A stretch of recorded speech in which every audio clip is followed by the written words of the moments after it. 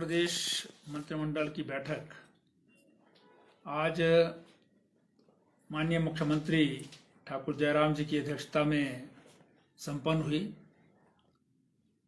आज रविवार का दिन है और एक बहुत महत्वपूर्ण विषय पर, क्योंकि जिसमें पूरी प्रदेश की आबकारी और टोल नीति के ऊपर जो है वो मंत्रिमंडल को चर्चा करनी थी। इसलिए विधानसभा का सत्र होने के बाद जो है वो ज़्यादा समय मिल सके, इसलिए आज ये अवकाश के दिन बैठक का आयोजन किया गया और जिसमें 2022-23 के लिए हिमाचल प्रदेश की आबकारी नीति और टोल टैक्स की नीति जो है वो उसे स्वीकृति प्रदान की गई।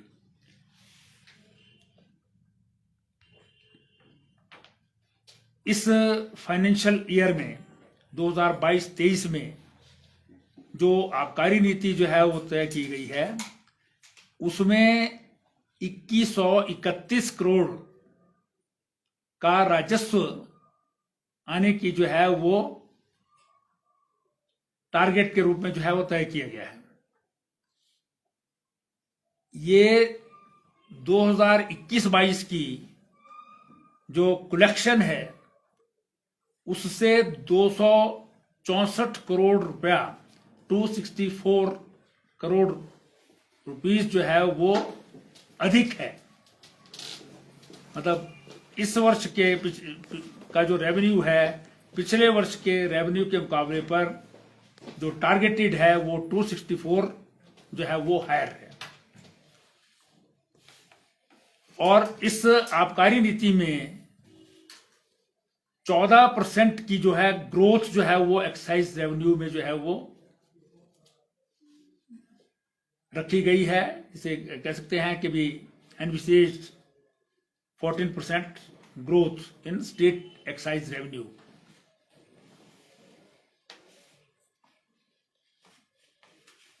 आबकारी नीति में जो 2021-22 में तय किया गया था, वेंट्स में जो है वो रिन्यूअल फीस के आधार पर जो है वो रिन्यू की जाएगी। उसी नीति को जो है वो आगे भी बरकरार रखा गया है।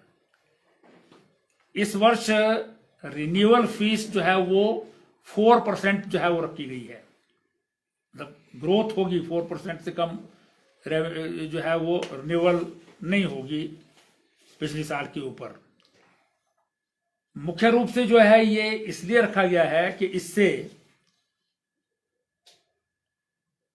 जो सरकार का राजस्व है उसमें जो है वो बढ़ोतरी हो, enhancement in the government revenue, और फिर खास करके जो बाहर के प्रदेश हैं, जो पड़ोसी प्रदेश हैं, उनसे जो देसी शराब में स्मगलिंग होती है उस पर रोक लगाई जा सके।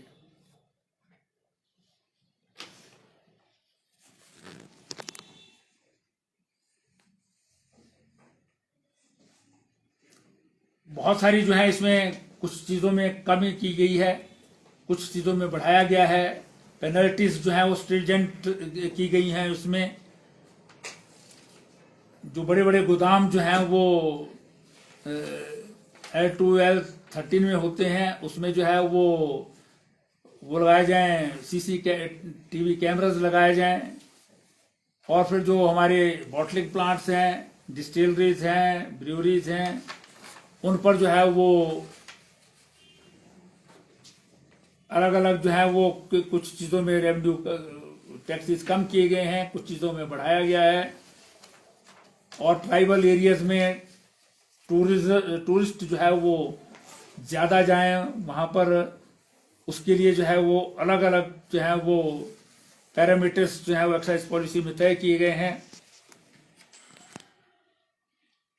इसके साथ साथ जो है वो एचपी स्टेट टोल पॉलिसी भी 2022-23 के लिए जो है वो आज स्वीकार की गई है। जो स्टेट के बैरियर्स हैं उस पर जो हमारे टोल लगता है उसमें जो है वो परिवर्तन किया गया है। 21-22 में जो रेवेन्यू में जो है वो इसमें ग्रोथ जो है वो देखी गई थी वो लगभग 20% के करीब थी। इस वर्ष जो है वो तय किया गया है कि उनको ऑक्शन कम टेंडर के द्वारा जो है वो दिया जाए।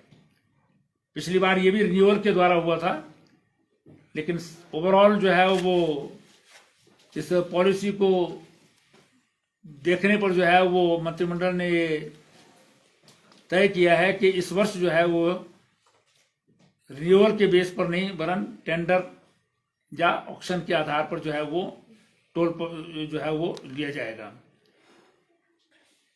फिर मंत्रिमंडल ने जो है वो कुछ छोटे छोटे और भी निर्णय जो है लिए हैं। एक तो Himachal Pradesh disaster relief manual जो 2012 का है उसमें जो है वो कुछ चीजें और जो है वो उसमें जोड़ी हैं, जिसमें विशेष रूप से जो है वो जो मधुमक्खी के कारण जो है वो मृत्यु होती है कई बार, या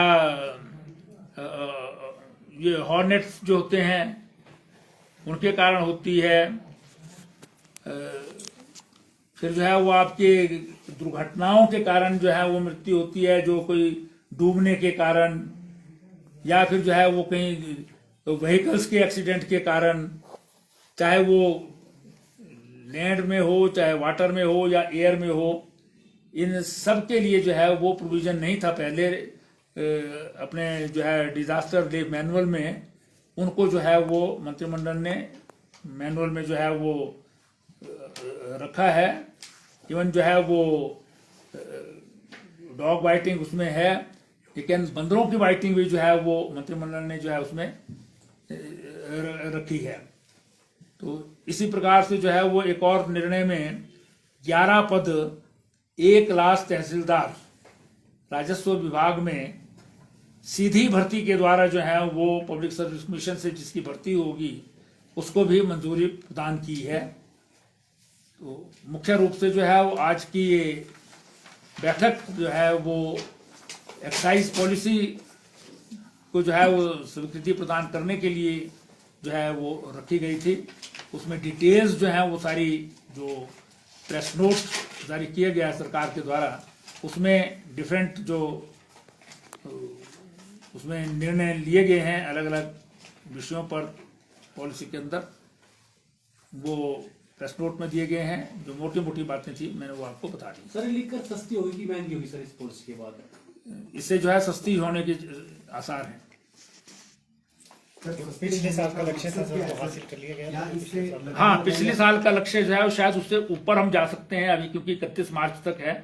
ये लास्ट जो 10-11 दिन होते हैं इसमें सेल ज्यादा होती है।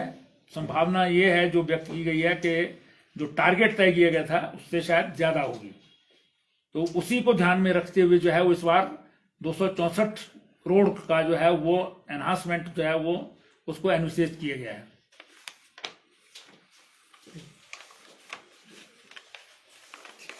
ठीक है जी, धन्यवाद।